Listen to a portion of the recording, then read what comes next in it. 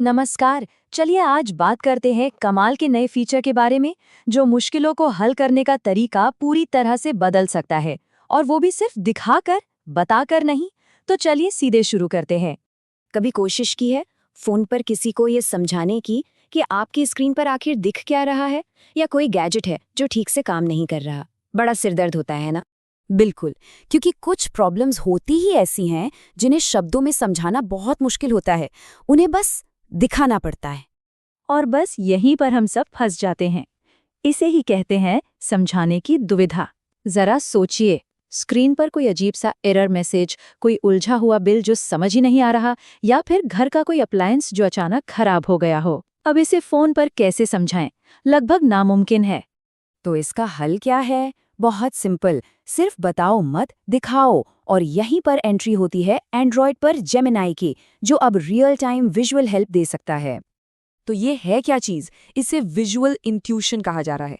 ये एक ऐसा कमाल का फीचर है जिससे जेमिनाई मतलब गूगल का एआई आपके फ़ोन के कैमरे या स्क्रीन से वो सब देख सकता है जो आप देख रहे हैं, और फिर आपको लाइव उसी वक्त मदद कर सकता है। अच्छा, तो अब आप अपना व्यू जेमिनाई के साथ शेयर कैसे करेंगे? इसके लिए दो तरीके हैं। पहला है स्क्रीन शेयरिंग। ये तब काम आता है जब मदद चाहिए फ़ोन की स्क्रीन पर ही किसी चीज़ के लिए, जैसे कोई ऐप की सेटिंग समझनी हो, कोई फॉर्म भरना हो।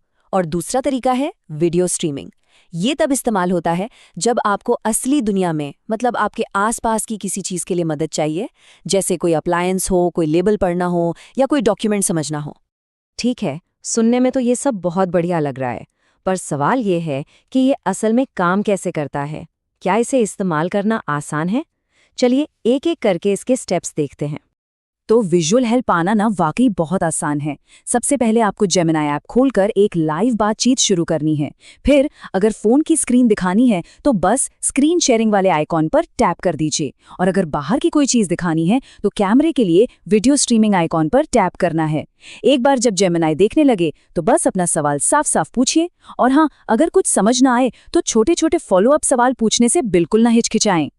तो अब हम ये तो समझ गए कि इसे यूज़ कैसे करना है, पर अब बात करते हैं कुछ ज़रूरी चीज़ों की कि इससे बेस्ट रिजल्ट्स कैसे मिले, और सबसे ज़रूरी, अपनी जानकारी को सेफ कैसे रखें। देखिए, सही सवाल पूछना बहुत ज़रूरी है।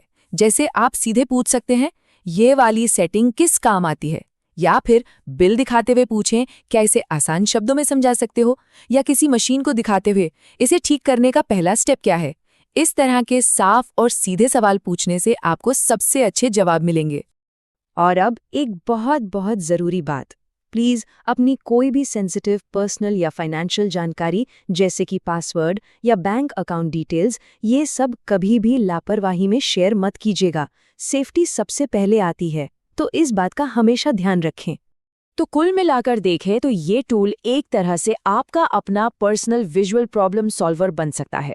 तो चलिए ये समझते हैं कि इस पावरफुल टूल का सबसे अच्छा इस्तेमाल किन सिचुएशंस में हो सकता है। ये खास तौर पर 3 सिचुएशंस में बहुत काम का है।